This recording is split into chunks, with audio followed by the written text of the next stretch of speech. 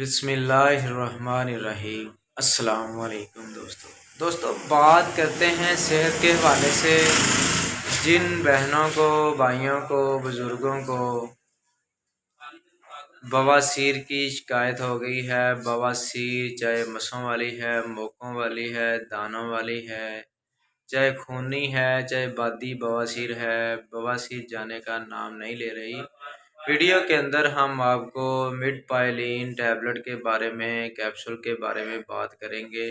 Tablet capsule का हम आपको वीडियो के अंदर सही तरीक़ाकार इस्तेमाल बताएंगे और ये कैसे ख़त्म करेगी बवासीर को।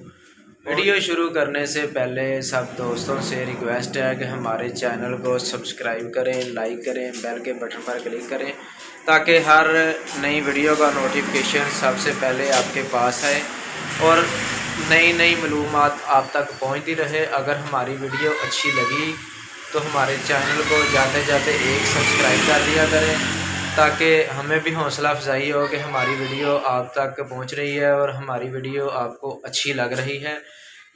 बात करते हैं मिडपाइलिन कैप्सूल के बारे में, कैसे इस्तेमाल करना है इसको और कैसे यूज़ करना है और साथ परहेज़ क्या करना है।